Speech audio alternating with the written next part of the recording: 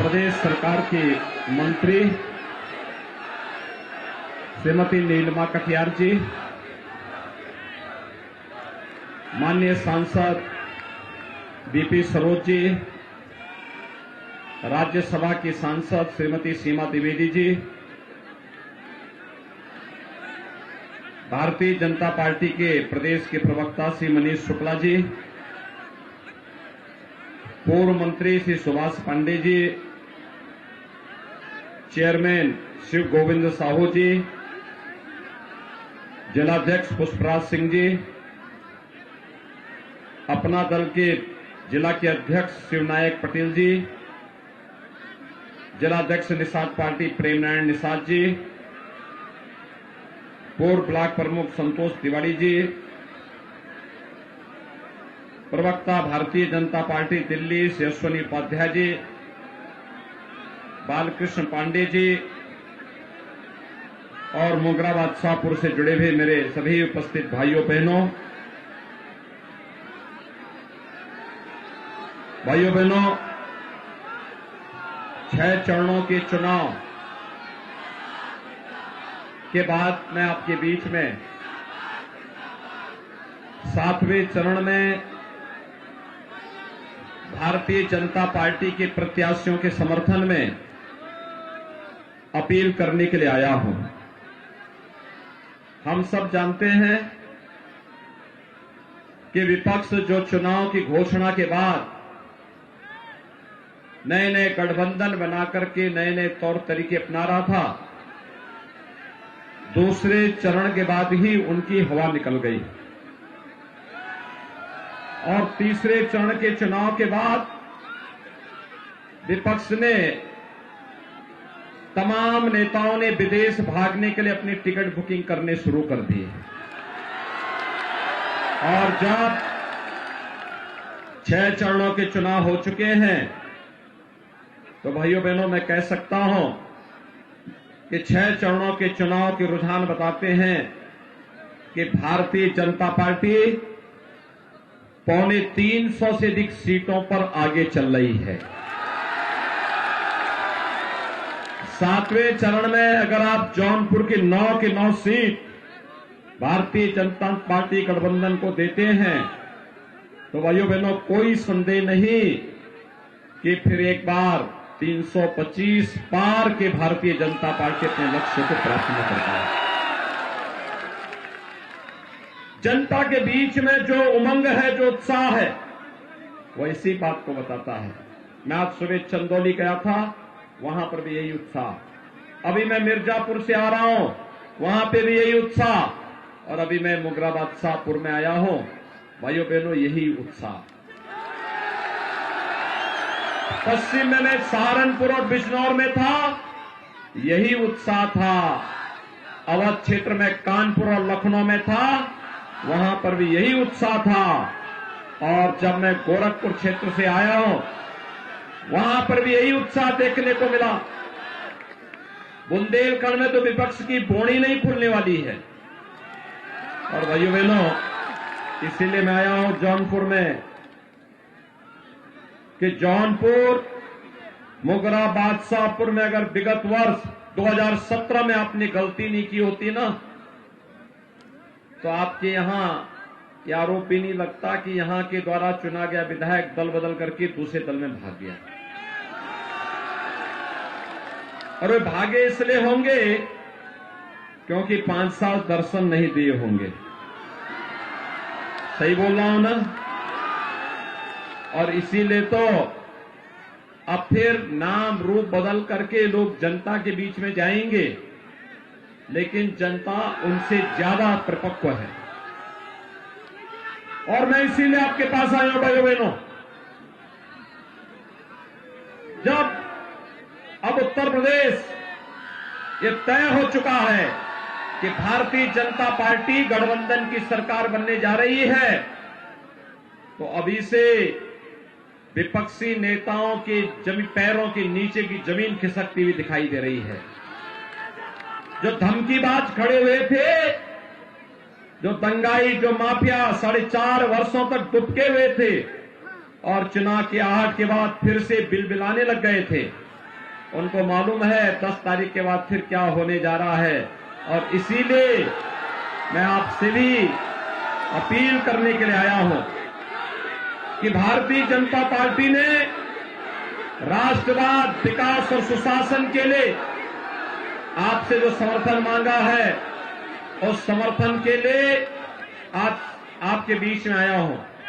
भाइयों बहनों, मैं आपसे पूछना चाहता हूं, मुगराबाद शाहपुर के आप सभी भाइयों बहनों से, क्या 2017 के पहले आपको बिजली मिल पाती थी? क्या आती थी? क्या? दोनों हाथ ला करके बोलने में कोई संकोच नहीं। आती थी तो बोलो, नहीं आती थी तो नाम मना कर दो।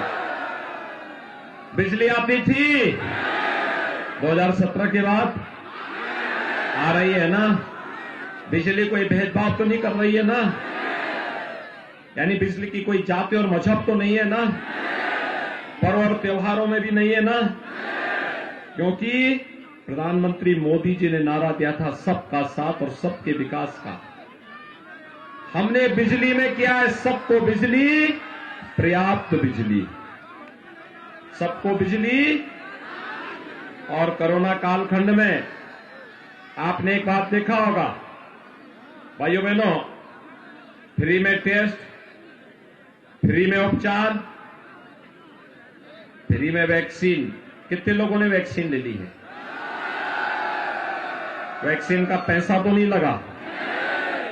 अगर सपा बसपा की सरकार होती, ये पूरी वैक्सीन बाजार में बिक जाती, किसी गरीब को नहीं लग पाती। हमने तो 29 करोड़ से अधिक लोगों को वैक्सीन दे दी है। 29 करोड़ वैक्सीन की डोजेस दे दी है, कोई भेदभाव नहीं। और वैक्सीन फ्री, तो डबल इंजन की सरकार है, महीने में 2 बार राशन भी फ्री। मिल रहा है कि नहीं मिल रहा है? और राशन के साथ दाल भी है, तेल भी है और नमक भी है कि नहीं है? क्या 2017 के पहले मिलता था क्या? देखो, इत्र बनाया आपने, आपके पूर्वजों ने, और इत्र को बदनाम किया समाजवादी पार्टी ने। आप मानते हैं ना? आप मानते हैं ना? देखो, ये जो गरीबों का राशन था, विकास का जो पैसा था, ये लोग जहां पर उस पैसे को इकट्ठा करते थे, उसने क्या लिखा था वहां पर? इत्र बनाने का कारखाना लगाया था। और जब अंदर पुलिस घुसी, देखा वहां इत्र बनता ही नहीं था, वहां पे तो गरीबों का पैसा आरसीसी की दीवारों में कैद था। तो लोगों ने कहा क्या होना चाहिए? तो मैंने कहा बुलडोजर तो इसी चीज के लिए है, इसी के लिए बनाया गया है। यानी देश और दुनिया के अंदर अगर किसी राज्य ने बुलडोजर का बेहतर उपयोग किया, वो राज्य है उत्तर प्रदेश, जिसने एक्सप्रेस हाईवे और इंटर स्टेट कनेक्टिविटी में भी इसका उपयोग किया है। तो माफियाओं के ऊपर चढ़ाने में भी और माफियाओं की अवैध कमाई को निकाल करके सरकारी खजाने में भरने में भी इसका उपयोग किया है। भाइयों बहनों, ये तो अभी एक झलक है, मैं आज आपको बताने के लिए आया हूं। 10 मार्च के बाद देखो बुलडोजर तो अपना काम करेगा, लेकिन गरीब कल्याण के कार्य रुकेंगे नहीं, थमेंगे नहीं। 10 मार्च के बाद जब भारतीय जनता पार्टी की सरकार फिर से शपथ लेगी, तो हर होली और दीपावली को उज्ज्वला गैस सिलेंडर वालों को एक फ्री रसोई गैस भी उपलब्ध होगा। 60 साल से ऊपर की जितनी भी माताएं बहनें होंगी, उनको परिवहन निगम की बस में फ्री में यात्रा की सुविधा उपलब्ध करवाएंगे। बेटी की शादी के लिए अनुदान की राशि 2017 में हमने सामूहिक विवाह योजना चलाई थी। 2 लाख से अधिक बेटियों की शादी इसमें हुई है। और हमने तय किया है कि अभी 51,000 है, इस राशि को बढ़ाकर के 1 लाख करेंगे। 1 लाख कॉलेज जाने वाली मेधावी बेटी, अच्छी मेरिटोरियस बेटी जो कॉलेज में पढ़ती है, उसको फ्री में स्कूटी भी उपलब्ध करवाएंगे।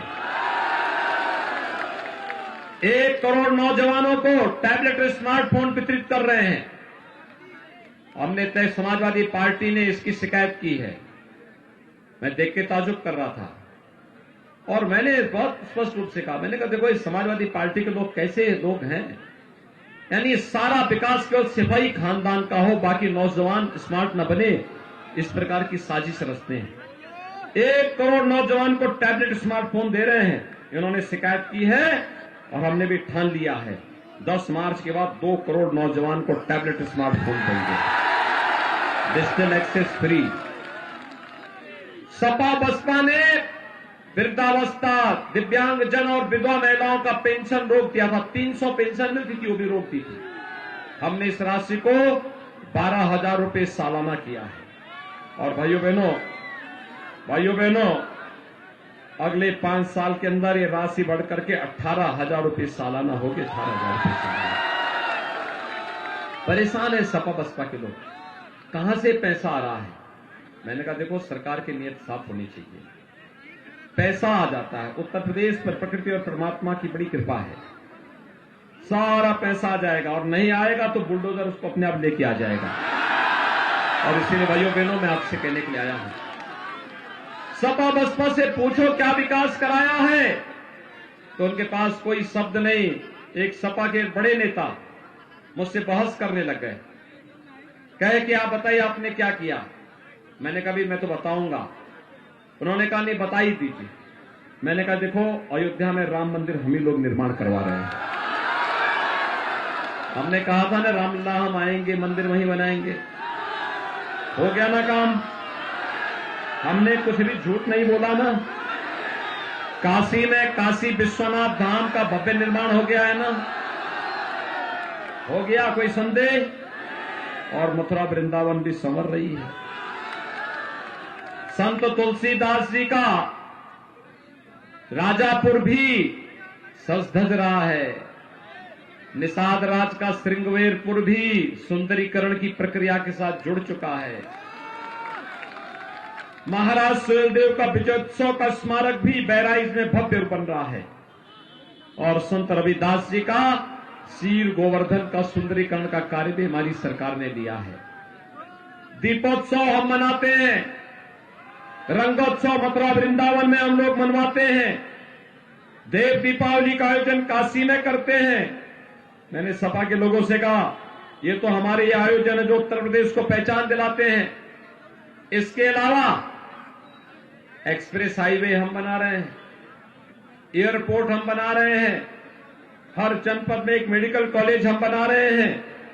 तो उन्होंने कहा नहीं हमारे भी एक विकास कार्य। मैंने कहा बताओ। वो कहते हैं हमने भी कब्रिस्तान की बाउंड्री वाल बनाई है। उनका विकास कहां है? कब्रिस्तान की बाउंड्री में। और हमारा विकास कहां है? हर नौजवान के हाथ को रोजगार देने वाला, हर गरीब के सम्मान को बढ़ाने वाला, हर अन्नदाता किसान की जीवन में खुशहाली लाने वाला, और हर बेटी और हर बहन को सुरक्षा प्रदान करने वाला। भाइयों बहनों, विकास की अपनी सोच को आगे बढ़ाने के लिए आज मैं आपके बीच आया हूं। हम ये सब कुछ करने में इसलिए सफल हुए क्योंकि एक दमदार सरकार थी, और दमदार सरकार होती है तो भाइयों बहनों बड़े बड़े माफियाओं को घुटने टिका दिया जाता है। क्या दमदार सरकार बनाने के लिए आप सब समर्थन देंगे? सभी लोग समर्थन देंगे। मुगरा बादशाहपुर से श्री अजय दुबे जी को और जौनपुर जिले की सभी 9 की 9 सीट भारतीय जनता पार्टी और गठबंधन को जिताएंगे। सभी लोग सहमत हैं तो दोनों हाथ उठा करके मेरे साथ बोलेंगे भारत माता की, भारत माता की, भारत माता की।